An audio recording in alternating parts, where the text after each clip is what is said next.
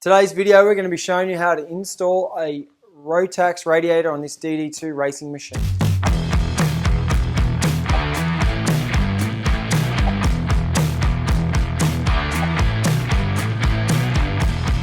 Welcome back to the Parapublic YouTube channel. Today's video we're going to be running you through the steps of how to install a Rotax radiator for a DD2. Now these are very similar to other radiators, say call it the X30 or your KZ, where you mount the radiator on the left side or the brake side of the car, and then you run the hoses around the back of the seat and plug them into the engine. So let's get to it. Shout out to all the guys that have subscribed already and turned on the notifications, given us a thumbs up, like the videos, it really means a lot. Also too, don't forget to head over to our website and check out our racing rituals. It's very similar to these tutorials, but super in depth, and it's all about go-kart driving and maintenance. So go and check that out. So in the kit from Rotax, you get all the parts necessary to mount the radiator on the car. So obviously you've got your Rotax radiator with the radiator flap, the fill point, and the cap. Also too, it comes with the mounting rubbers that you've just got to screw into the bottom of the radiator, and also one here at the top. Obviously these are the radiator hoses, hose clamps. These little guys go around the water hose, just like so. And then you can screw these to your seat to keep the hoses off your seat because they get pretty hot. This is the bottom bracket, and then this is the top mounting bracket. First thing we've got to do is remove the side pod from the car.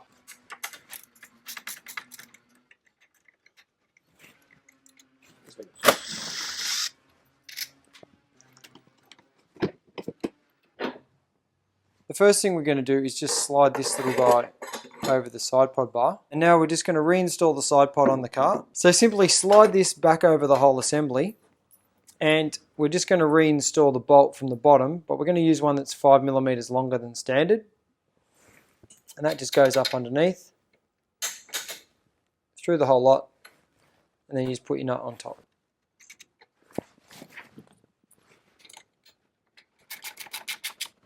Then reinstall your side pod retaining pin and the anti-vibe. Now, just like so.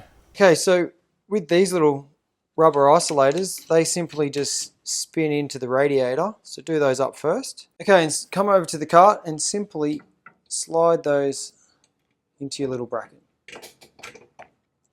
Like so. Okay, so then just we're going to install a nut and a washer onto the bottom of those little guys. One there. And simply do them up with a 10mm ratchet.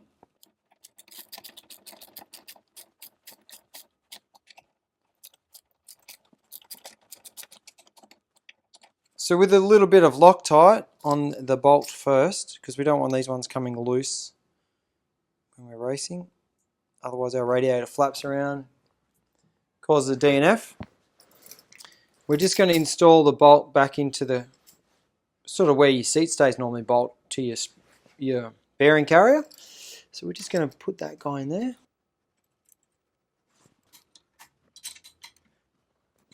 Next up we're going to install our little L bracket. Now this is a flare nut, but it's too long. So you can see here that the nylock's not onto the thread, so it's not going to actually work. So I need to get a normal M6 nylock nut, just like so.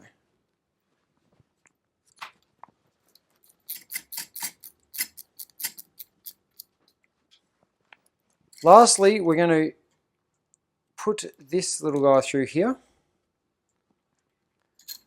and attach our L bracket to our mainstay. This time the bolt's long enough to use a flare nut. Lastly, we're going to adjust the bracket here and then do the two retaining screws up. Oops. Now all these are just nipped up for now, and when we get the hoses into position we can come back and lock all the bolts off. Don't forget that, it's very important. These are all super duper tight, because if they rattle loose while you're driving, your radiator will flop around, the hoses will pop off and the engine will get hot. So the next thing we're going to do is install the top radiator hose. It's going to go from the top of the engine cover here all the way over to the top of the radiator. Okay, so the first thing I'm going to do is just add a tiny little bit of rubber grease here. It's going to help push the radiator hose over. So the first thing I like to do is put the hose clamp onto the hose first. Now that is if the other end was already connected, you'd have to undo it all and put it around. It's just way easier to get in the habit of putting them on first.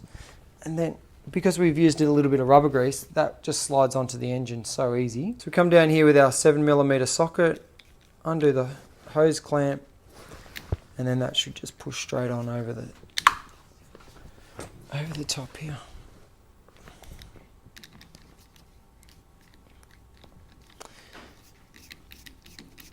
Now you can do it up, and you want to make sure that it's underneath the sort of the bulb of the fitting.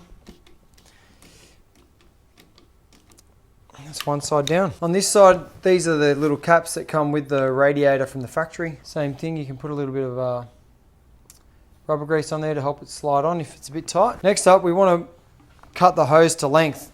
If we use the full length of this hose, it would probably bend out a little bit too far. Now I know that our seat is going to come back a fair way.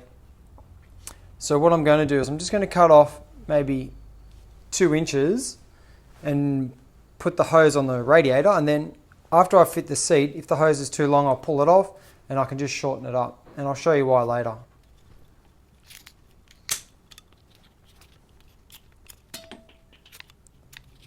Same thing for this side, hose clamp goes on first. Push the radiator hose on and do up your radiator hose clamp.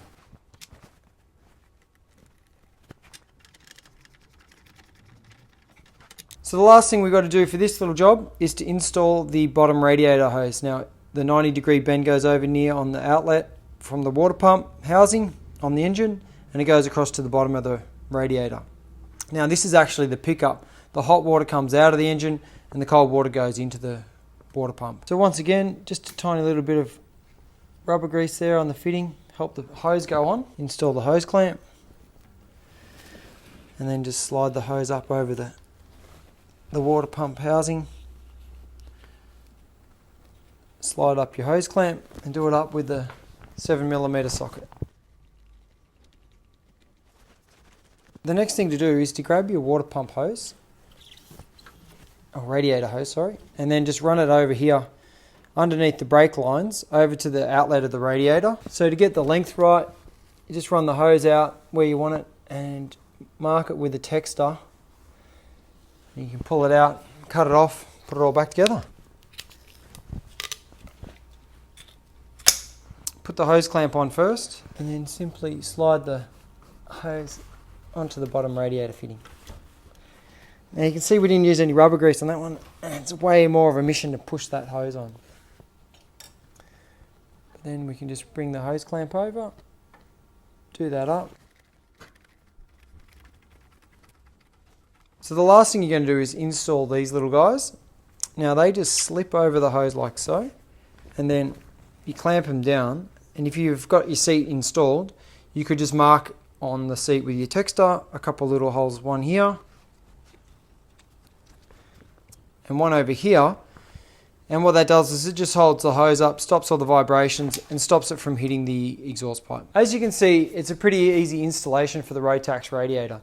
The integral water pump on the Rotax engine makes it super simple. There's no mounting of the remote water pump, so the hoses are pretty much straight from the engine to the radiator and straight from the radiator back to the engine. Thanks to everybody that's watched. If you liked the video, please give us a thumbs up. It really means a lot. Also too, you can follow us on Instagram and Facebook at PowerRepublic. Go to our amazing website, www.powerrepublic.com.au. Check out all our awesome products. Thanks for watching. See you in the next video.